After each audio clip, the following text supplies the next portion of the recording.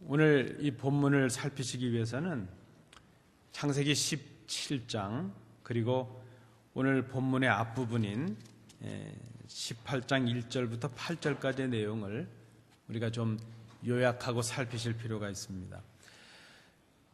아브라함이 하나님의 부르심을 받아서 갈대아 우르라는 땅을 떠나올 때 나이가 75세였습니다. 그리고 아브라함이 그 하나님, 복의 근원이 되게 하시겠다는 하나님의 약속을 의지하고 믿음으로 기다린 지가 10년이 지났습니다. 그런데 10년이 되었는데도 하나님의 복은커녕 아들도 하나 낳지 못합니다. 아브라함이 의심을 하기 시작합니다. 결국 아브라함은 10년을 기다리다가 하나님의 약속을 의심하고 86세 때에 하나님의 방법이 아닌 자신의 방법으로 하갈을 통해서 이스마엘이라는 아들을 낳습니다. 그리고 13년을 살았습니다.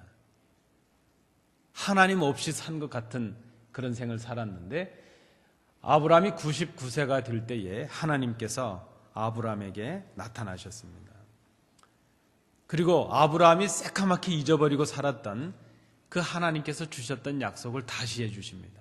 확증해 주십니다. 내가 너로 하여금 복의 근원이 되게 할 것이다. 아들을 낳게 할 것이다. 그 약속을 다시 주십니다. 그리고 그 증표로 그 이름을 바꿔주셨는데 아브라함의 이름을 아브라함으로 바꾸셨고 사레의 이름을 사라 이렇게 바꾸어 주셨습니다. 그리고 한 가지 명령을 하셨습니다. 아브라함과 그 모든 식솔들 그들이 하나님의 언약 아래 있다는 증표로 할례를 행하라 그렇게 명하셨습니다. 그것은 할례를 행해서 하나님께서 복을 주시겠다 그런 조건이라기보다는 아브라함과 그의 모든 사람들, 그에게 속한 모든 사람들이 하나님의 언약 속에 있다는 하나의 증표로 삼기 위해서 백성들로 하여금 그 아브라함의 식솔들로 하여금 할례를 행하게 했다는 것입니다. 아브라함은 그 하나님의 명령에 순종해서 자기의 가족들뿐 아니라 자기의 식솔들, 하인들, 심지어 이방 사람에게서 돈을 주고 사온 그 모든 종들에 이르기까지 다 자신과 함께 할례를 받게 했다는 것입니다. 이것이 창세기 17장의 내용이죠. 이 할례를 행함으로 아브라함 자신과 자신에 속한 모든 사람들이 하나님의 언약 속에 있는 백성이라는 것을 증표로 세웠다는 것입니다. 이제 18장의 내용입니다. 그리고 얼마 지나지 않아서 하나님께서 다시 아브라함에게 또 나타나셨습니다. 아브라함이 보니까 나그네들이 3명이 있습니다. 이 나그네 셋이 누군가 하는 것이 해석이 분분하긴 하지만 그저 전통적인 해석은 하나님께서 두 천사를 데리고 나타나셨다 이렇게 해석하는 것이 전통적인 해석이라 볼 수 있습니다. 그 근거가 히브리서 13장 1절 2절에 나타납니다. 형제 사랑하기를 계속하고 손님 대접하기를 잊지 말라. 이로써 부지 중에 천사들을 대접한 이들이 있었느니라. 이 말씀이 바로 이 아브라함을 지칭한다는 것입니다. 이 말씀에 의지해서 보면 아마 하나님께서 두 천사를 대동하시고 지금 아브라함을 찾으셨던 것으로 보여집니다. 아브라함은 나그네로 오신 그 하나님 그리고 천사들을 극진히 대접을 합니다. 아브라함이 본 것은 사람입니다. 사실 하나님은 우리가 그렇게 볼 수 있는 인간의 모습으로 계신 분이 아니십니다. 그런데 아브라함은 새 사람을 보았지만 하나님께서 인간의 모습을 가지시고 아브라함이 볼 수 있는 그런 모습으로 오신 것이었습니다. 하나님께서 인간의 모습으로 오신 것이라 말할 수 있습니다. 여러분, 이것이 이상할 리가 전혀 없습니다. 아니, 어떻게 하나님이 인간의 모습으로 오셨을까? 이것이 이상할 것이 아닌 것은 아브라함에게 오셨던 그 하나님께서 우리에게도 동일하게 오셨습니다. 그분이 바로 예수 그리스도이십니다. 하나님은 우리의 삶의 자리에 늘 이렇게 함께 하십니다. 하나님은 그저 저 높은 곳 하늘에서 그저 하늘의 보좌에만 계시다가 우리 인간들이 잘못하면 그저 벌 주시고 야단치시는 그런 하나님이 아니시라는 것입니다. 하나님은 우리의 예배 자리에도 오시고 우리의 기도의 자리에도 오십니다. 우리가 믿는 하나님은 그저 우리의 삶의 자리에, 우리의 눈물의 자리에, 우리의 고난의 자리에, 우리의 기쁨의 자리에 늘 함께 오신다는 것입니다. 이 하나님이 우리에게 그저 우리가 듣는 하나님, 우리에게 말씀만 하시는 그런 하나님이 아니시라 직접 오셔서 우리로 하여금 만지게도 하시고 우리의 눈에 볼 수 있도록 우리에게 나타나시는 그런 하나님이시라는 것입니다.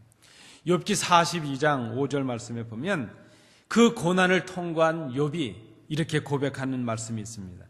내가 주께 대하여 귀로 듣기만 하였사오나 이제는 눈으로 주를 배웁나이다.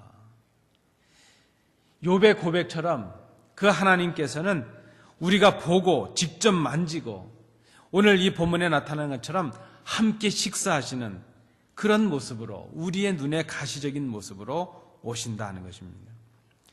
자, 아브라함에게 극진한 대접을 받으신 하나님께서 아브라함에게 질문을 하십니다. 오늘 본문 9절이 그렇게 시작을 하고 있습니다. 오늘 본문 9절을 보시겠습니다. 내 아내 사라가 어디 있느냐? 하나님께서 아브라함에게 주신 질문입니다. 그런데 우리가 성경을 보면 하나님께서 이런 질문을 전에도 하신 적이 있으셨습니다. 여러분 기억하시는 대로 창세기 3장에 보면 에덴 동산에 있었던 아담과 하와, 그들이 하나님의 명령을 어기고 범죄하고 숨었을 때에 하나님께서 아담을 찾으셔서 질문을 하십니다. 내가 어디 있느냐 하는 것이죠. 내가 어디 있느냐. 그때 아담의 그 대답이 어떠합니까? 내가 동산에서 하나님의 소리를 듣고 내가 벗었으므로 두려워하여 숨었습니다. 그렇게 말을 합니다. 또 하나님께서 이런 질문을, 비슷한 질문을 하신 적이 있었습니다. 동생을 쳐 죽인 가인에게 하나님께서 질문하십니다. 창세기 4장 9절입니다. 내 아우 아벨이 어디 있느냐? 가인의 대답이 어떠합니까? 내가 알지 못합니다. 내가 내 아우를 지키는 자입니까? 이렇게 대답을 합니다. 이 동생을 쳐 죽인 가인의 섬뜩한 그런 대답이 기록이 되고 있습니다. 아담과 가인에게 물으시는 이 하나님의 질문은 지금 그들이 어디에 있는지, 그의 삶의 자리가 어디인지, 자신들이 누구인지 그 존재 자체를 물으시는 질문이라 말할 수 있습니다.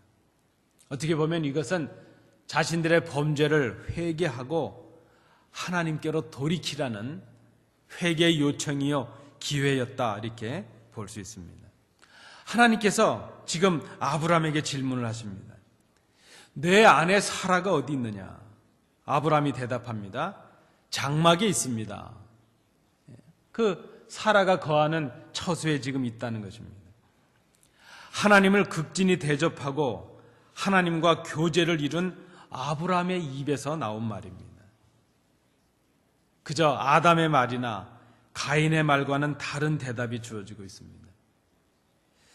하나님과 바른 관계를 맺은 아브라함은 아내와도 바른 관계를 맺고 있는 것을 봅니다. 아담과 가인은 하나님과 관계가 깨짐으로 인해서 하와와도 관계가 깨졌고 동생 아벨과도 관계가 깨지는 그런 모습을 우리는 볼 수 있습니다. 아담과 가인에게 주신 그 질문이 자신들의 범죄 자리, 그 죄악의 자리를 돌아보게 하는 질문이었다면 오늘 하나님과 바른 관계를 맺고 또 아내와 바른 관계를 맺고 있는 그 아브라함에게 주시는 이 질문은 은혜를 주시려는 질문인 것을 우리가 볼 수 있습니다. 거역의 사람, 하나님을 거역한 사람에게 주시는 질문이 다르고 하나님께 순종한 사람에게 주시는 질문이 다르다는 것입니다. 하나님의 언약 속에 그 언약을 지키는 사람들에게 주시는 그 질문, 그것은 은혜를 주시려는 질문이라 하는 것입니다. 아브라함과 사라를 복되게 하시려고 주시는 질문이라는 것입니다. 여러분, 우리는 늘 이 질문을 스스로 생각해 봐야 될 것입니다. 어쩌면 우리는 이 질문을 주님 오시는 그날까지 늘 우리가 스스로 질문해야 될 것입니다. 내가 어디에 있으며 내 사랑하는 자들이 어디에 있는가? 내가 하나님과 어떤 관계를 맺고 있으며 이웃과 형제들과 내가 지금 어떤 관계를 맺고 있는가? 내가 누구인가? 그리고 나에게 주어진 사명이 무엇인가? 하나님 앞에서 나의 됨됨이, 나의 정체성과 그리고 나에게 주신 사명이 무엇인가 하는 것을 깨닫는 것, 그리고 그 사명을 위해서 그리스도의 말씀에 순종하고 그리스도의 성품과 그 삶을 배워나가는 것, 닮아가려고 하는 것, 그것이 바로 그리스도인의 삶이라 말할 수 있습니다. 언제까지 이 삶을 살아야 되겠습니까? 주님 오시는 그날까지 우리가 이러한 삶의 자세를 가지고 오시는 주님을 기다려야 된다는 것입니다. 하나님의 질문에 대해서 우리가 또 한 가지 생각할 것이 있는데, 하나님께서 사라를 찾으셨다는 것은 이 아브라함을 지금 하나님께서 찾아오신 것이 우연한 방문이 아니었다는 것을 말씀하고 있습니다.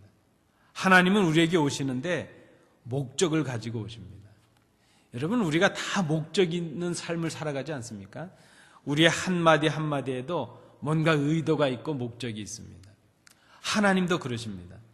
하나님께서는 작정하신 바가 있으셔서 말씀도 하시고 행하십니다.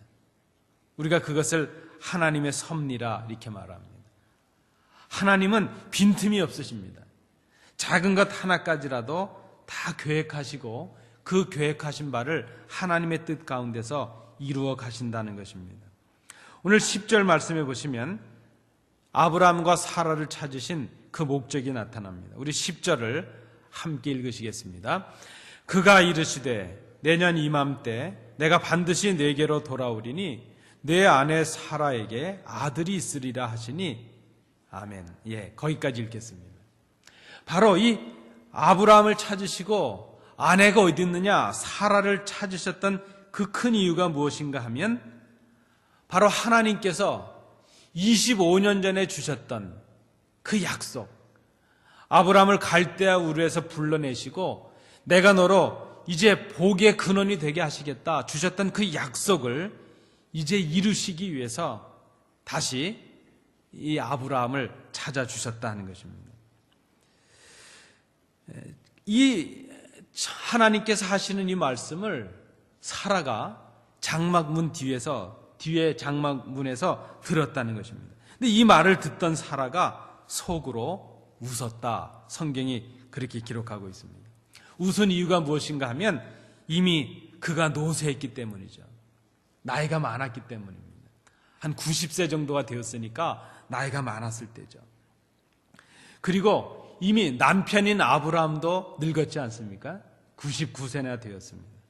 그러니 나도 늙었고 남편도 늙었는데 무슨 즐거움이 있겠는가? 이 즐거움이 있겠는가? 이 말은 이제 우리가 어떻게 우리의 몸으로 생산을 할 수 있겠는가? 아기를 가질 수 있겠는가? 그것은 불가능하다. 그렇게 지금 말하는 것입니다. 그 이유를 또 11절이 말씀하고 있습니다. 이미 사라는 여성으로서 출산할 수 있는 능력을 상실했다는 것입니다. 그런데 하나님께서는 25년 전에, 정확하게는 24년 정도 되겠죠. 24년 전에 하셨던 그 약속의 말씀을 변치 않으시고 다시 그에게, 지금 이 아브라함과 사라에게 그 말씀을 주고 계십니다.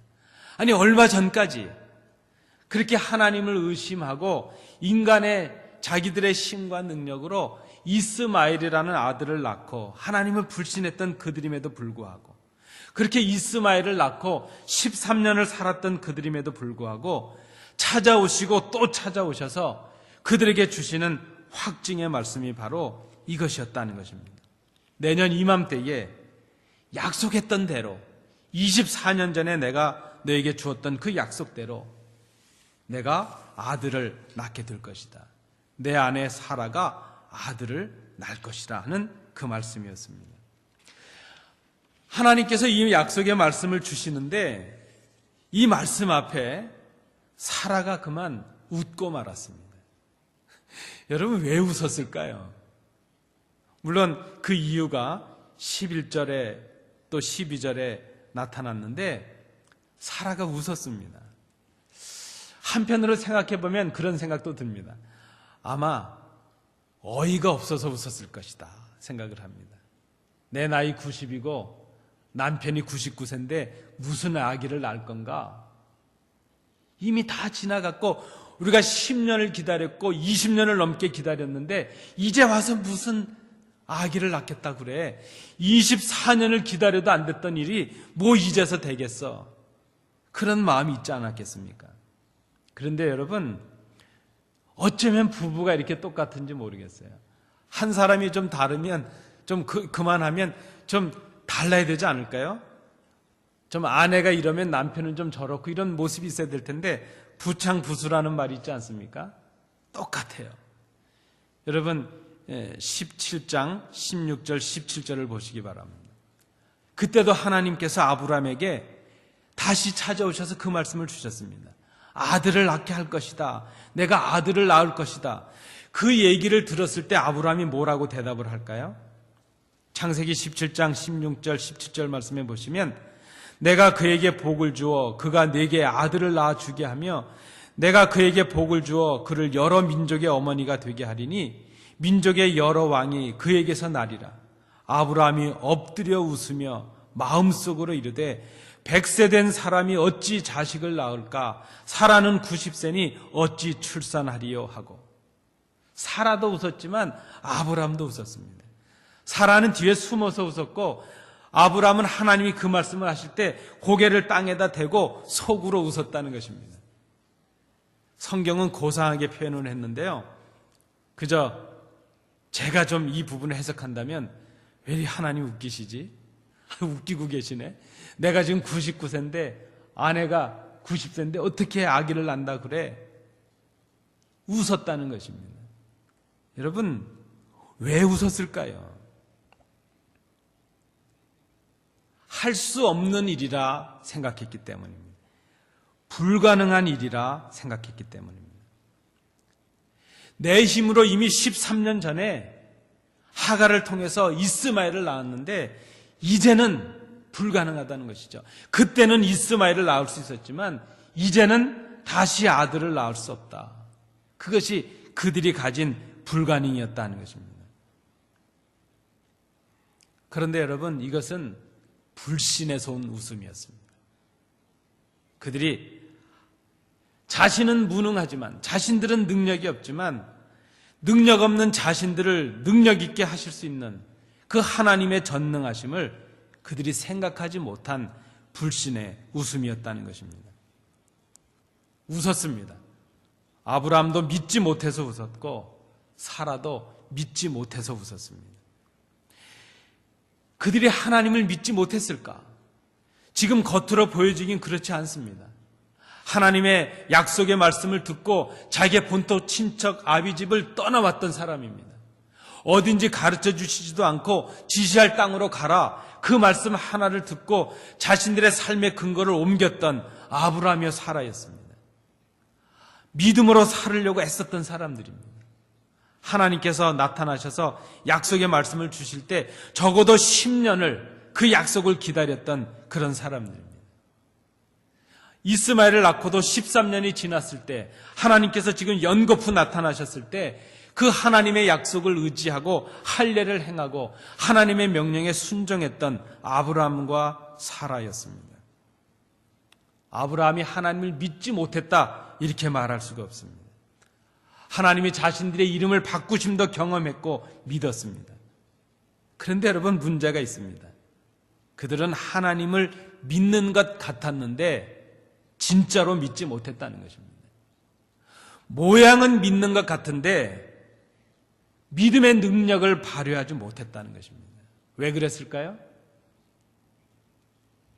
하나님을 믿는다고 말하지만 그 하나님의 능력이 자신들의 무능을 덮을 수 있는 크신 능력이라는 것을 믿지 못했다는 것입니다. 하나님을 믿는데 그 하나님을 자신들의 수준으로 생각했다는 것입니다. 그 하나님을 전능하신 하나님이 아니라 자신들처럼 연약하고 무능하고 한계가 많은 그런 하나님, 그쯤으로 생각했다는 것입니다. 성경은 이런 믿음의 소유자들을, 특별히 주님은 믿음이 적다 이렇게 표현을 하십니다. 그들의 믿음이 작았기 때문이라는 것입니다. 여러분, 우리의 믿음이 연약한 이유가 여기에 있습니다. 우리가 믿는데 능력을 발휘하지 못하는 이유가 여기에 있습니다. 우리는 하나님을 믿는다 생각합니다. 자타가 우리가 하나님을 믿는다는 것을 알고 있습니다. 그러나 그 믿음의 능력을 발휘하지 못합니다. 왜 그렇습니까? 하나님의 능력을 신뢰하지 못하기 때문입니다. 기도하고 의심합니다. 믿는데 불안합니다.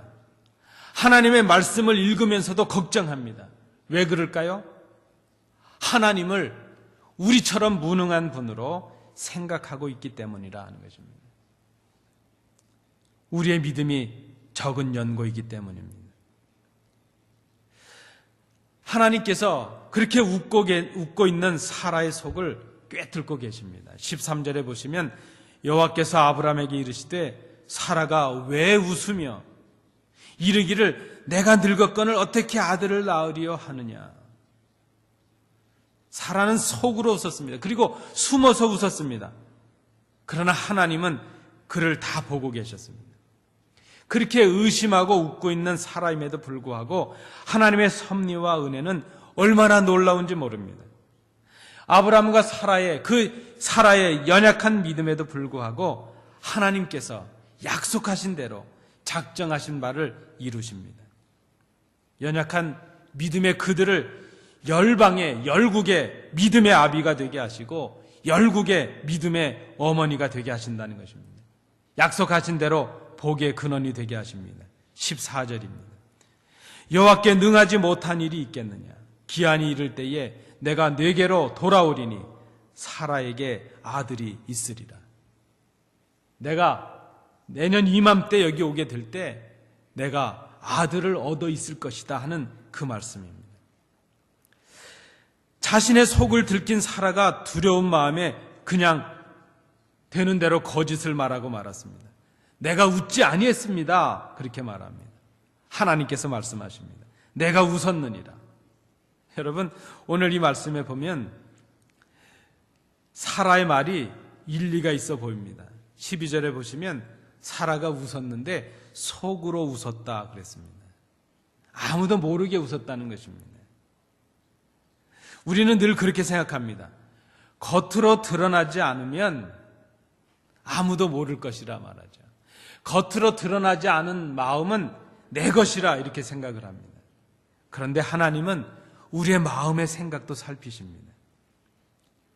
우리의 속을 꿰뚫고 계신 분이 하나님이십니다.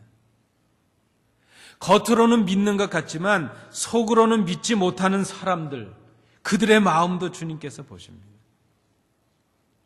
그래서 주님은 마음으로 미워하는 것 자체가 살인이다, 그렇게 말씀을 하십니다.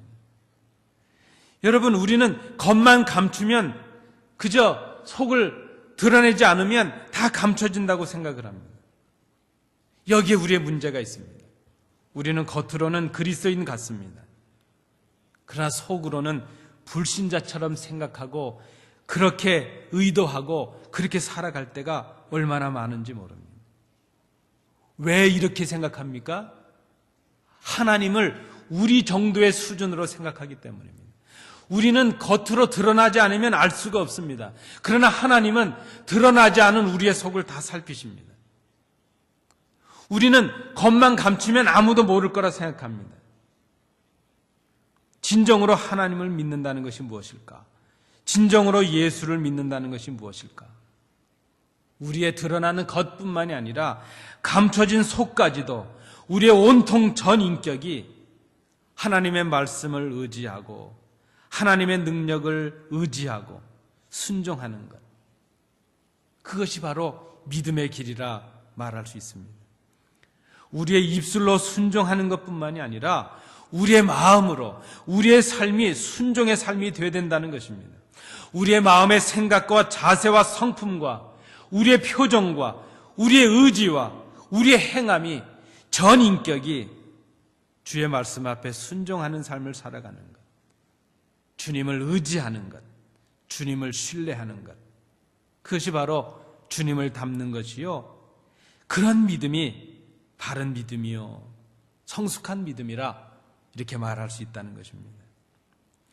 하나님은 지난 25년 동안 하나님의 약속을 의심하고 믿지 못한 아브라함과 사라에게 주셨던 그 약속을 변치 않으시고 이루어 주십니다. 하나님은 한 번 말씀하신 것을 시건치 않으신다 그랬습니다. 하나님께서 이 약속을 이루어 주시는 것은 그들의 행위가 완전해서가 아니었습니다.